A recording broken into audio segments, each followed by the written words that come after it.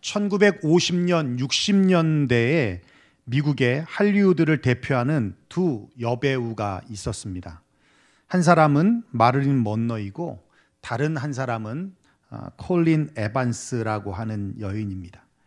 두 배우는 아주 치명적인 미모와 관능미로 당대의 최고의 인기를 얻었고 남들이 부러워할 만한 부귀 영화를 누렸습니다. 그런데 두 여배우의 삶은 완전히 달랐습니다.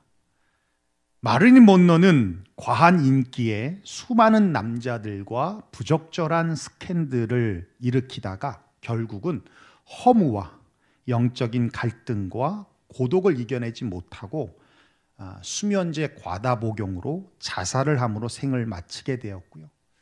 반면 콜린 에반스는 절정의 인기를 누리던 어느 날 헐리우드를 떠나겠다, 배우로서의 삶을 은퇴하겠다 하면서 기자회견을 자처했어요.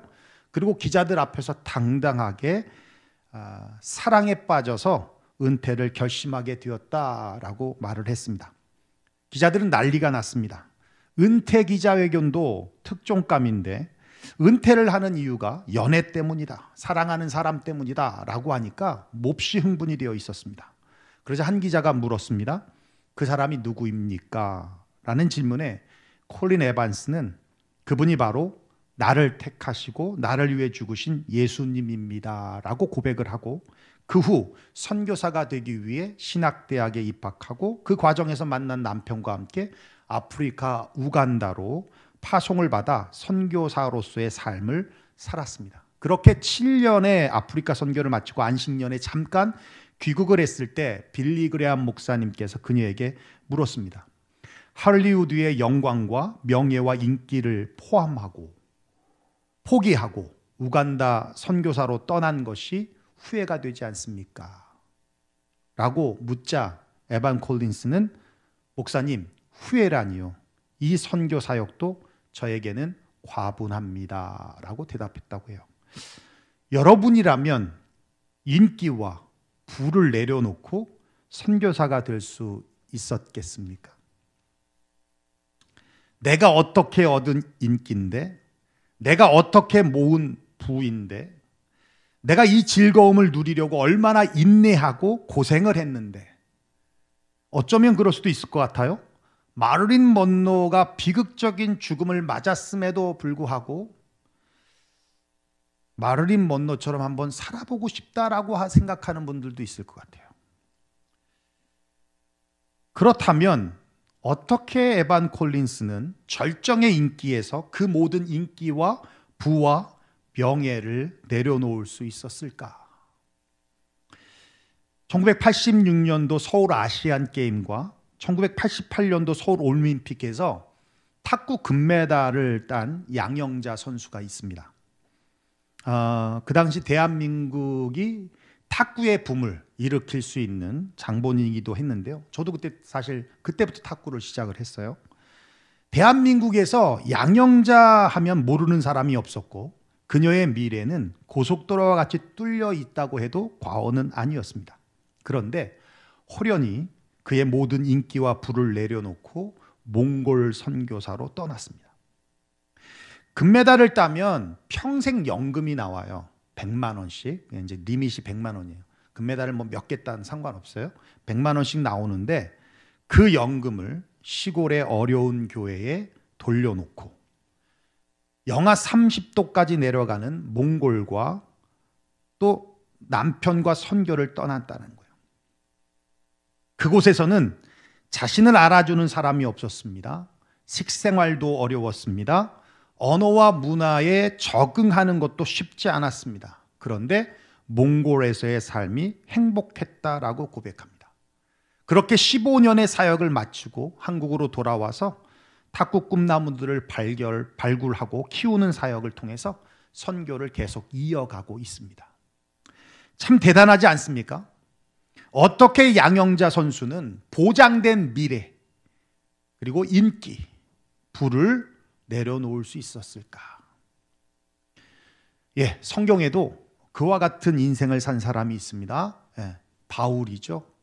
바울도 세상적으로 굉장히 대단했던 사람입니다. 그런데 자신의 모든 스펙을 배설물처럼 여겼다라고 하면서 뭐라고 고백하냐면 고린도전서 15장 10절에 이렇게 말씀하고 있어요. 그러나 내가 나 된 것은 하나님의 은혜로 된 것이니 내게 주신 그 은혜가 헛되지 아니하여 내가 모든 사도보다 더 많이 수고하였으나 내가 한 것이 아니요 오직 나와 함께 하신 하나님의 은혜로다. 내가 나에 된 것은 하나님의 은혜이며 내 모든 수고는 내가 한 것이 아니고 하나님의 은혜였다라는 고백이었어요. 그렇습니다. 하나님의 은혜라고 밖에는 설명할 수가 없습니다. 에반 콜린스가 그의 모든 인기와 부와 명예를 내려놓을 수 있었던 이유는 은혜였습니다. 양영자 선수가 보장된 미래, 인기, 부를 내려놓을 수 있었던 단 한 가지 이유가 있다면 그건 은혜였습니다. 인기와 부와 명예보다 하나님의 은혜가 비교될 수 없을 만큼 컸기 때문에 내려놓을 수 있었다라는 거예요.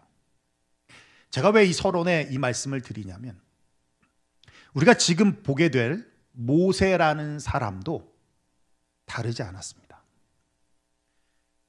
신약에 바울이 있다면 구약에 모세가 있습니다. 그런데 모세의 믿음에 대해서 우리가 같이 나눌 때 은혜라는 단어를 잊어버리면 그냥 이 시간 제가 여러분에게 전하는 말씀이 설교로 들리는 거예요. 이런 서로 싸울 때 이러죠. 너 나한테 설교하니? 이런 말 하잖아요. 그렇게 들릴 수 있어요. 무슨 말이냐면 옳고 맞는데 뻔한 소리. 너도 못하고 나도 못하는 거. 그런데 뻔한 소리야. 이 은혜를 기억하고 말씀을 들어야 이 말씀이 내 말씀이 되어질 수 있다는 거예요. 모세도 180도로 인생이 바뀐 사람입니다. 다음 주에도 우리가 모세의 믿음에 대해서 나누겠지만 오늘 본문은 모세의 믿음에 대하여 한마디로 정의를 하는데 은혜를 따라 하나님을 선택한 것이다. 믿음이란 은혜를 따라서 하나님을 선택하는 것이다 라고 정의할 수 있어요. 구체적으로 세 가지로 말씀드릴 수 있는 것 같아요. 첫째는 그겁니다. 믿음으로 모세는 왕자의 삶을 거절하고 은혜를 따라 하나님을 선택했다라는 것입니다. 24절에 이렇게 말씀하고 있어요. 믿음으로 모세는 장성하여 바로의 공주의 아들이라 칭함받기를 거절했다.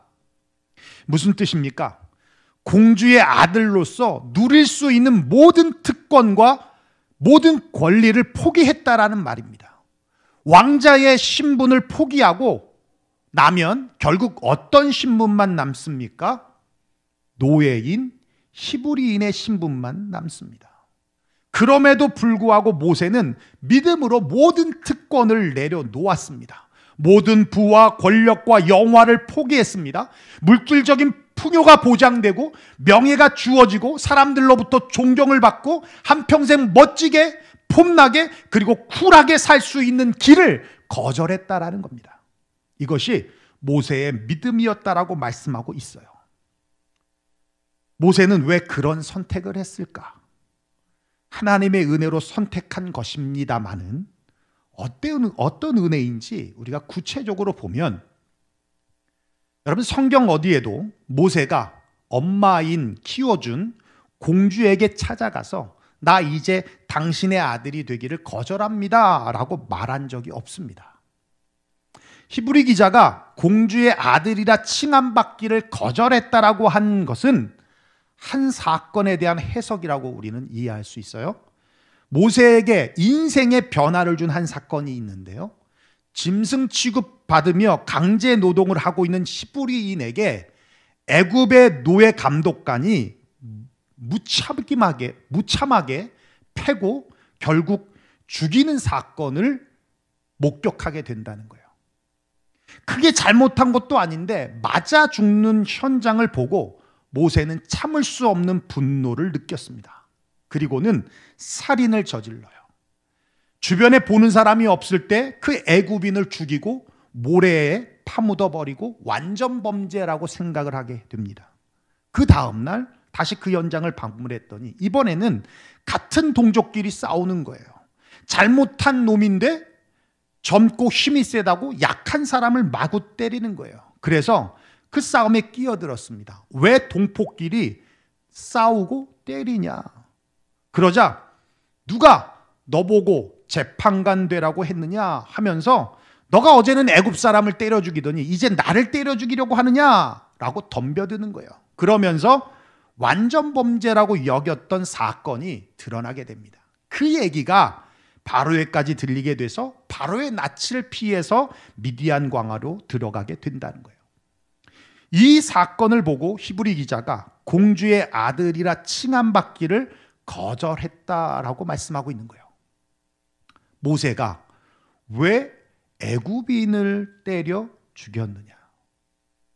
왜 모세는 히브리인이 맞는 것을 보고 분노했는가? 이게 정체성이거든요.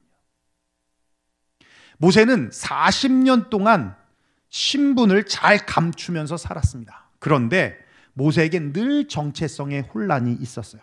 내적인 갈등들이 있었습니다. 쉽게 설명하면 그런 거예요.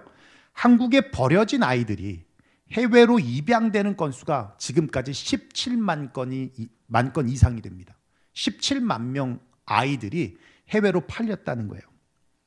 해외로 입양된 아이들은 청소년기를 거치면서 피부색이 다른 부모님들을 보면서 자신의 정체성에 대한 혼란을 겪습니다. 그래서 10이면 8, 9명이 자신의 뿌리를 찾기 위해서 한국의 부모를 찾는다는 거예요. 그런 것처럼 모세도 마찬가지였습니다. 히브리인으로 태어났습니다. 그런데 이집트의 왕자처럼 그렇게 자랐습니다. 문제는 다른 사람들은 없는데 자신에게만 있는 게 있어요. 그게 뭐예요? 할례였어요. 할례. 어릴 땐 몰랐습니다. 그런데 자라면 자랄수록 이집트인과 다른 자신을 보게 됩니다. 그러면서 자신만이 가지는 이집트인으로 살 수 없다라고 하는 그 괴리감, 남들과 다른 부끄러움, 그리고 피해 의식들이 자리 잡게 되면서 정체성의 혼란 속에서 애굽인에게 히브리인이 맞는 것을 보자 그의 정체성이 드러나게 됐어요. 나는 히브리인이구나. 나는 하나님이 택한 백성이구나. 그리고는 때려 죽인 것입니다. 여러분, 모세에게는 하나님의 택한 백성이라는 은혜가 있었어요. 그 은혜가 왕자의 자리를 거절하고 나올 수 있었던 믿음으로 나타났다라는 겁니다. 정말 드라마와 같은, 또 영화 속에서나 나올 법한 일이 일어났는데요.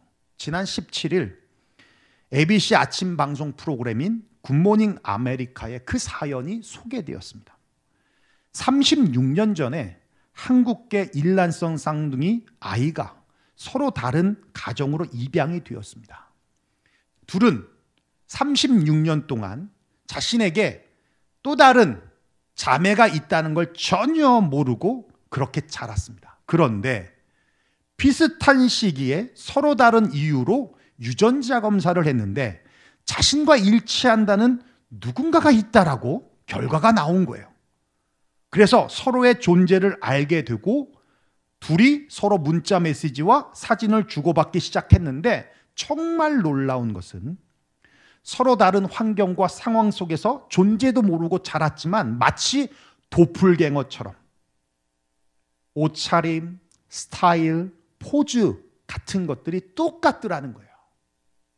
SNS에 올라온 사진들을 보니까. 특별히 고등학교 졸업 때 프롬을 하잖아요. 프롬 때 찍은 사진을 보는데 스타일이 같은 드레스, 또 헤어스타일 거의 비슷하다는 겁니다. 정말 놀랍지 않습니까? 그러면서 한 자매인 부시넬이, 그 뷰시넬이라는 자매가 인터뷰를 하는데 내 마음속 구멍이 갑자기 메워진 것 같습니다. 난 나를 사랑해 주는 가족이 있고 멋지게 지금까지 잘 살았지만 늘 무언가 단절된 느낌이 있었습니다. 그런데 내게 일란성 쌍둥이 자매가 있다는 것을 알았을 때 그 모든 게 분명해졌습니다. 야, 신기하지 않습니까? 영현이도 그런 거 느끼나? 와, 신기하지 않습니까? 사진 아까 보셨지만 정말 비슷해요. 영현이는 남자와 여자니까, 그죠? 다르잖아요, 그죠? 와, 기사를 보면서 뭐라고 설명할 수는 없는데 일단 DNA는 속일 수 없고요. 또 DNA가 땡기는 어떤 힘이 있다는 거예요. 우린 그걸 연이라고 하죠. 인연, 그죠? 그걸 우린 가족이라고 하는 거예요. 그걸 우리는 민족이라고 하는 거예요. 그래서 여러분, 외국에서 어떤 한국 사람이 대단한 일을 하면 막 우리 마음에 막 국뽕이 올라오잖아요. 그게 민족적인 DNA가 있어서 그런 거예요. 예. 여러분, 우리도 마찬가지입니다. 하나님의 은혜를 따라 택한 백성이라는 DNA를 가지고 태어났어요. 모세가 자신의 정체성을 속일 수 없듯이 우리도 마찬가지라는 거예요. 여러분, 하나님께서 나를 택하셨다는 은혜가 있을 때 모세처럼 세상을 거절할 수 있다는 겁니다. 그렇지 않으면 자꾸 한 발은 세상에, 한 발은 교회에, 그러면서 자꾸 세상에 기웃거리면서 돈, 인기, 성공으로 자신의 정체성을 찾으려고 한다는 거예요. 그러니까 부시넬처럼 마음에 구멍이 뚫린 것 같고 단절된 것 같고 그런 느낌 속에 살아간다는 겁니다. 우리의 정체성은요, 한 단어로 설명하면 크리스찬입니다. 그리스도인입니다. 그리스도에게 속했다라고 하는 뜻입니다. 그 안에는 하나님의 자녀, 하나님의 백성, 하나님의 제자, 성도, 믿는 자가 다 포함되어 있는 단어입니다. 크리스찬, 그리스도인. 성경은 우리가 그리스도인이라는 것을 잊지 않게 하려고 끊임없이 말씀해주고 있습니다. 먼저 그의 나라와 그의 의를 구하라. 왜요? 그리스도인이니까. 아무것도 염려하지 말고 오직 기도와 간구로 너희의 구할 것을 하나님께 감사함으로 아뢰라. 왜요? 그리스도인이니까. 여러분, 오늘부터 성경을 한번 보십시오. 그리고 왜를 붙여보십시오. 답은 하나예요. 그리스도인이니까. 그리스도인이니까. 하나님께서 나를 택하셨다는 은혜가 저와 여러분에게 가득 차서 모세처럼 세상을 거절할 수 있는 저와 여러분 되시기를 주의 이름으로 축원합니다. 두 번째는, 믿음으로 모세는 세상의 즐거움을 버리고 은혜를 따라 하나님을 선택했다라는 거예요. 25절에 이렇게 말씀하고 있어요. 도리어 하나님의 백성과 함께 고난 받기를 잠시 죄의 낙을 누리는 것보다 더 좋아했다. 조카 이경이가 얼마 전에 새벽 예배 들어가기 전에 사무실에서 말씀을 한번 리뷰를 하는데 그때 카톡이 왔어요. 근데 뭐라고 왔냐면, 삼촌 삼성바이오 인턴에 합격했어요. 삼촌과 숙모에게 제일 먼저 알려드리고 싶어서 새벽에 카톡합니다.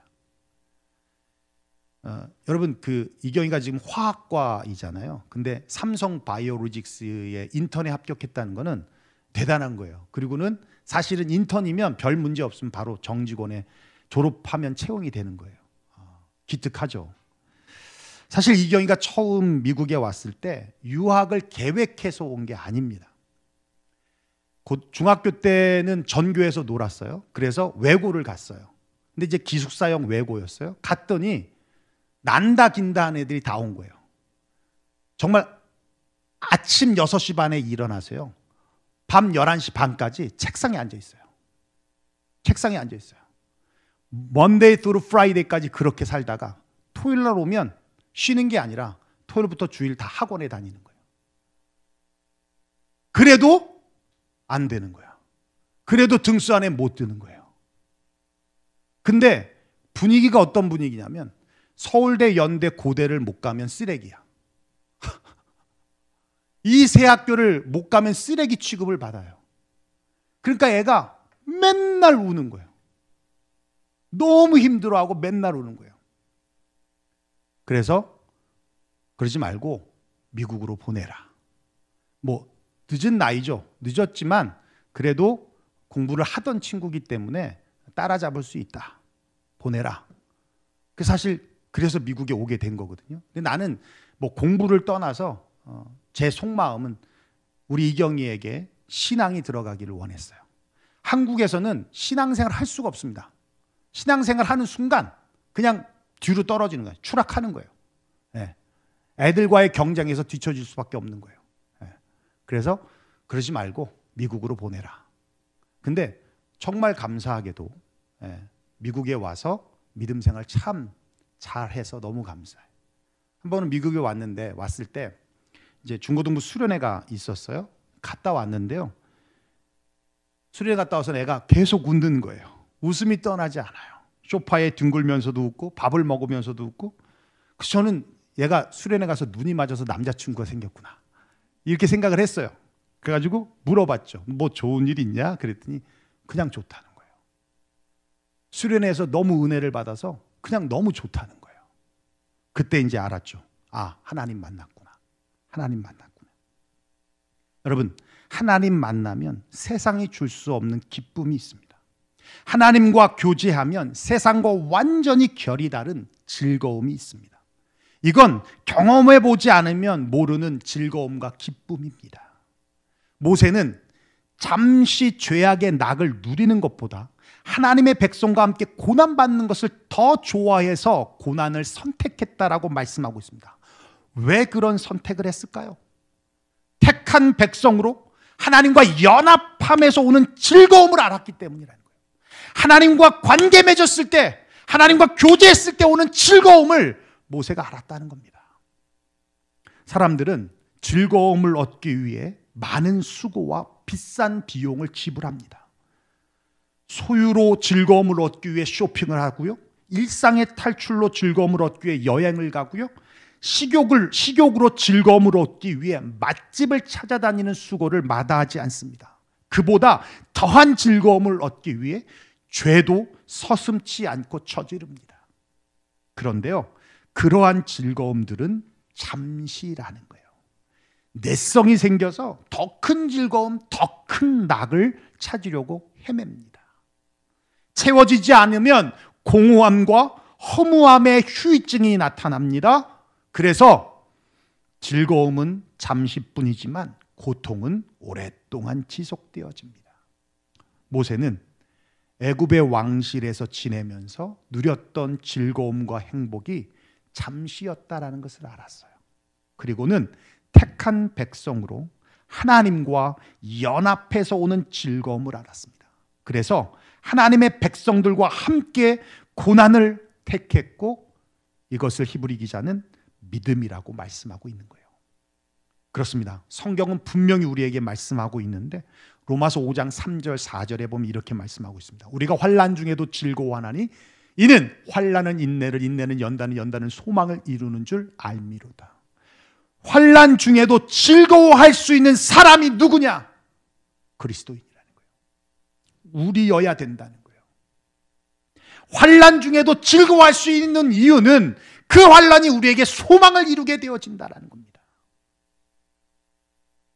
하나님과 연합되었다는 그 은혜가 저와 여러분 가운데 가득 차서 모세처럼 세상에서 주는 잠시의 낙, 잠시의 즐거움이 아니라 주의 백성으로서 반드시 걸어야 할 고난의 길, 십자가의 길을 택할 수 있는 저와 여러분 되시기를 주의 이름으로 축원합니다. 마지막 세 번째, 믿음으로 모세는 애굽의 보화를 버렸습니다. 그리고 은혜를 따라서 하나님을 선택했습니다. 26절에 이렇게 말씀하고 있어요. 그리스도를 위하여 받은 수모를 애굽의 모든 보화보다 더 큰 재물로 여겼으니 이는 상 주심을 바라봄이라. 26절에 보면 우리가 특이한 점을 발견할 수 있는데요. 모세는 예수님이 태어나시기 1500년 전의 사람입니다. 그런데 마치 모세가 그리스도를 알고 있는 듯이 그리스도를 위해서 수모, 불명예를 받았다라고 말씀하고 있어요. 무슨 말씀입니까? 모세는 앞으로 1500년 뒤에 태어날 그리스도의 그림자였다는 거예요. 예표였다는 거예요. 모형이었다는 거예요. 그리고 보면 모세와 예수님은 참 공통점이 많이 있어요. 다 말씀드릴 수는 없지만 중요한 몇 가지를 말씀드리면, 모세가 왕자의 자리를 거절한 것과 예수님이 하늘 보좌를 버리고 이 땅에 온 것이 공통점을 갖고 있고요. 또 모세가 이스라엘 백성들을 인도해서 가나안 땅, 약속의 땅으로 인도했던 것처럼 예수님이 죄에서 우리를 구원하여 천국으로 인도한 공통점이 있고요. 그 과정 속에서 바로에게 고난을 받고 광야에서 고난을 받았던 모세처럼 예수님이 십자가의 고난을 받았다는 것 또한 흡사하다는 겁니다. 그러니까 모세는 예수님처럼 하늘의 부르심을 받아 사명자로서 쓰임을 받고 있다는 거예요.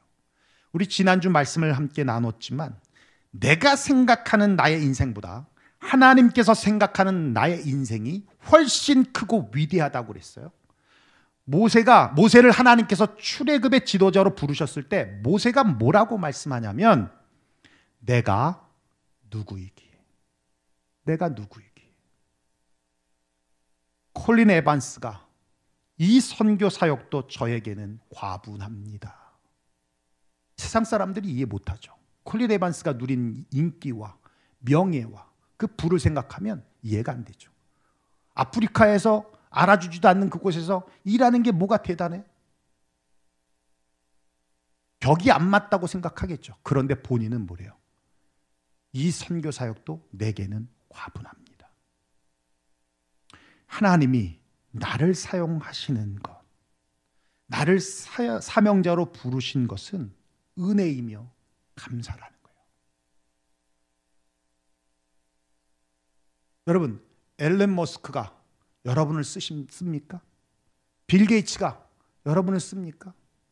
작은 회사에 어플라이를 해도 나를 쓰지 않겠다고 하는데, 천지 만물을 만드시고 우주를 만드신 하나님이 나를 고용하셔서 나를 쓰시겠다는데, 그 하나님의 일에 함께 동역하시겠다는데, 여러분 이게 어찌 은혜가 아닙니까? 어찌 이게 감사가 아닙니까? 여러분, 삼성 들어가는 것만 감사한 일입니까? 여러분, 대기업 구글에 들어가는 것만 감사한 일입니까? 천지를 만드신 하나님이 나를 채용하셔서 나를 쓰시는데 이게 어찌 은혜가 아니고 이게 어찌 감사가 아니겠냐는 거예요. 과분한 일이죠. 내가 누구인데.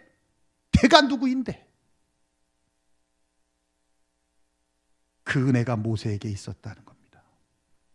그 은혜가 애굽의 보화를 버리고 상 주시는 하나님을 바라보며 하나님을 선택했다라는 거예요. 한국에 변승수 장로님이라는 분이 계시는데요. 이분은 구두 수선집을 하시면서 열심히 돈을 모아서 집을 사서 하숙집을 하셔요.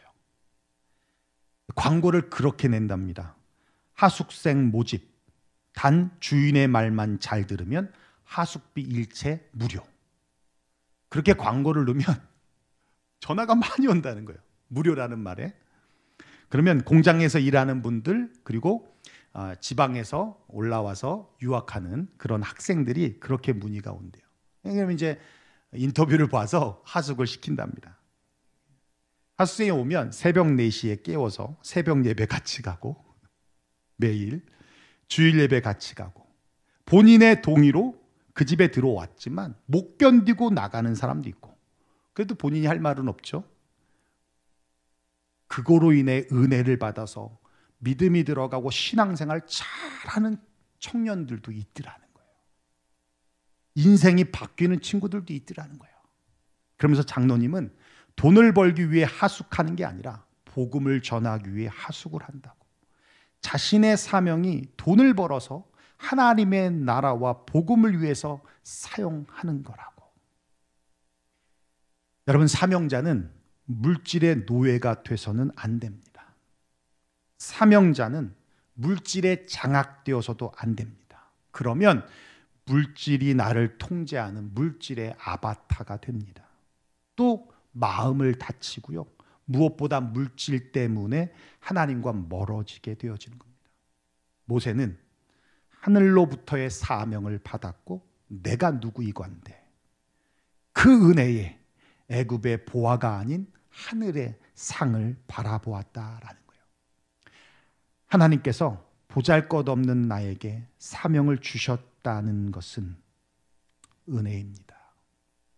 축복이고요. 감사의 일입니다.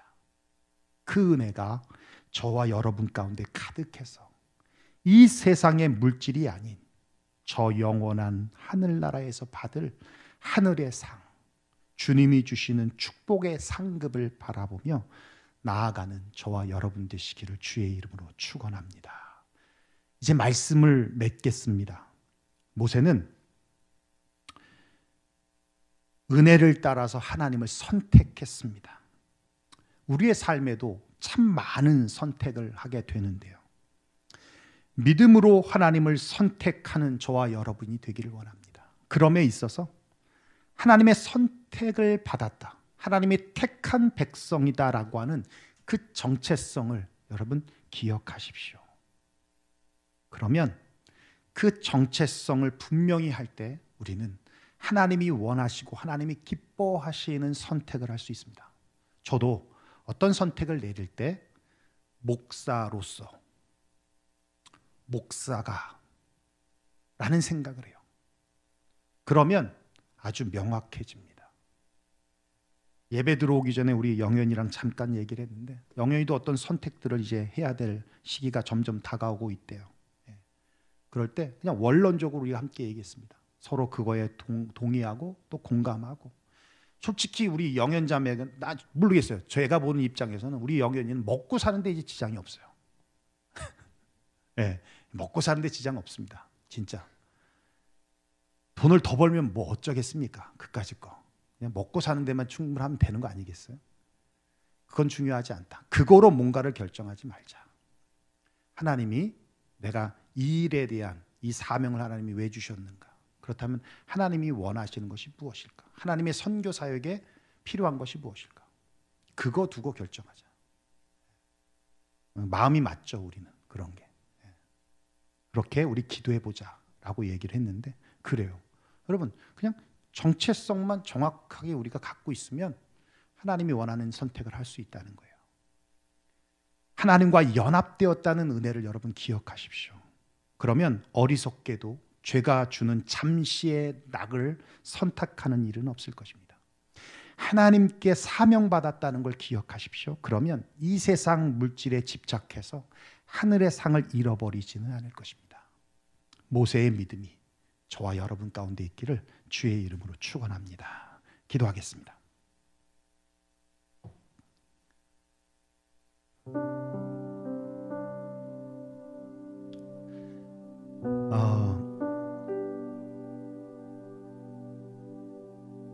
제가 오늘 설교를 준비하는데 너무너무 힘이 들었습니다.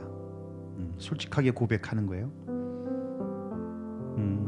강해 설교이다 보니까 본문을 뛰어넘을 수가 없어요. 사실 뛰어넘고 기생 라합에 대해서 설교할까라는 생각도 했습니다. 제가 여러 차례 말씀드렸지만 저는 적어도 금요일 날까지, 적어도 금요일 새벽까지 모든 설교가 맞춰집니다. 그래야 연전사님이 나머지 작업들을 해주시거든요. 그리고 본문이 강해 설교의 장점은 정해져 있잖아요. 다음 주에 뭐 해야 될지, 그 다음 주에 뭐 해야 될지. 그러니까 묵상을 사실 그 전주부터 하거든요. 그리고 실질적으로 금요일 날부터 이제 자료들을 모은 거를 가지고 이제 준비를 합니다. 연전사님 금요일 날 출근하시니까 잘 알아요. 아침 식사 마치고 그때부터 이제 설교 준비를 하는데, 와, 너무 힘든 거예요. 그날 밤까지 집에 와서까지 했는데 한 글자도 못 썼습니다. 그리고 새벽 4시에 일어났어요. 불안해서 잠을 못 자겠는 거예요. 새벽 4시에 일어나서 설교 준비를 했는데 토요일 오전 11시까지 한 글자도 못 썼습니다. 왜냐하면 너는 할 수 있니? 이 물음 때문이었어요.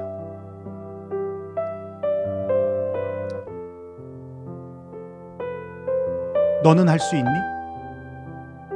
네가 모세라면 넌 왕자의 자리를 거절할 수 있니? 네가 모세라면 너는 고난받을 수 있니?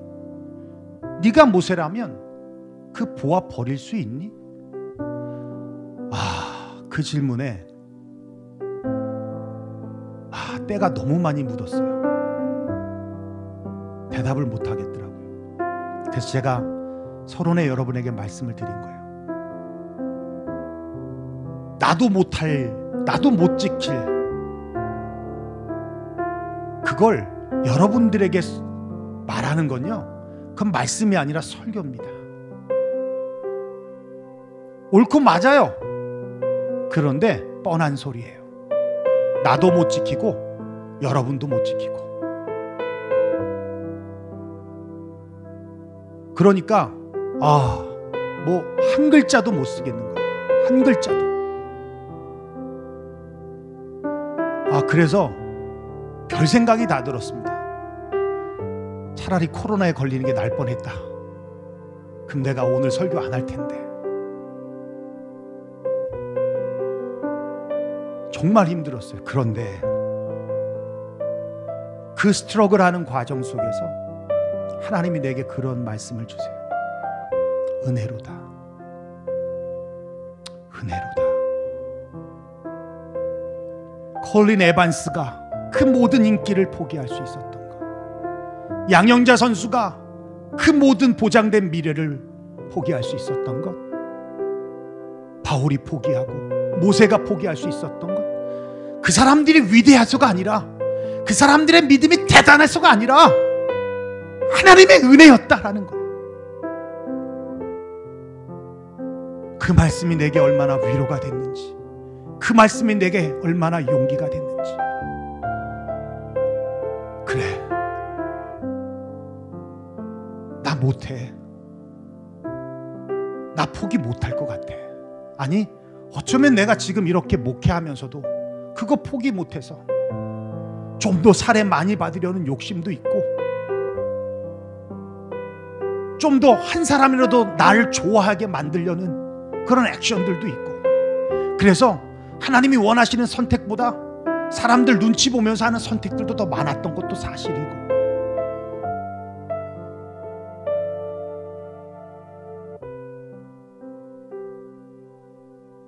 물질? 누가 물질로부터 자유로울 수 있겠습니까? 저도 다르지 않다라는 것이죠. 그런데 하나님의 은혜가 내게 있으면 그 은혜로 나도 포기할 수 있다. 나도 할 수 있다. 저는 여러분에게 이 말씀 전하면서 강요하자고 전한 말씀이 아닙니다. 이렇게 하자라고 말씀을 전한 게 아닙니다.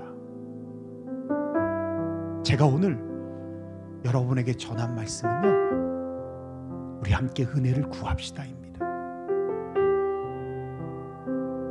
하나님이 내게 택하셨다는 그 은혜, 하나님과 교제할 수 있다는 그 은혜, 우주를 만드신 하나님인 나를 기억하셔서 나와 동행하여 주시고, 그 주님이 내 음성을 들으시고 주님의 음성 들려주기를 마다하지 아니하는 그 은혜,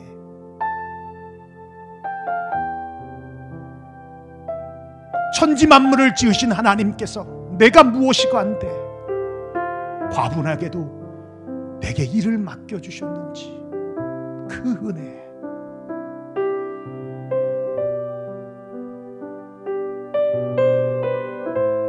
저는 못합니다. 여러분 가운데도 못하겠다고 생각하는 분도 계시겠지만, 솔직한 겁니다. 그런데 그 하나님의 은혜만 있으면 할 수 있습니다. 우리가 누렸던 모든 특권, 우리가 가졌던 모든 소유 내려놓고 우리도 주님의 뜻에 따른 결정을 할 수 있다는 겁니다. 위대한 사람은 그 사람이 위대해서가 아니라 위대하신 하나님이 만드셨기 때문이죠. 그 은혜가, 그 은혜를 이 시간 우리가 구했으면 좋겠습니다. 하나님, 내게 그 은혜를 주옵소서. 그래서 우리도 역시 다르지 않습니다. 모세가 포기했던 것처럼 우리의 삶 속에서 포기할 것들이 얼마나 많은지. 물론 경중의 차이는 있을 수 있겠고 크기의 차이는 있을 수 있겠지만 우리에게도 소중한 것입니다. 그럴 때 우리가 세상을 선택하는 것이 아니라 믿음으로 그 은혜를 따라 하나님을 선택할 수 있는 그 선택을 할 수 있다면, 그러면 하나님이 기뻐하시고 하나님이 영광 받으시는 그러한 인생이 될 줄로 믿습니다. 우리 정직하게 솔직하게 그 하나님 앞에 우리 자신을 놓고 그 은혜를 구하는 시간 되길 바랍니다. 우리 함께 은혜를 구하며 기도하겠습니다. 고마우신 우리 아버지 하나님, 감사와 영광을 하나님 앞에 올려드립니다.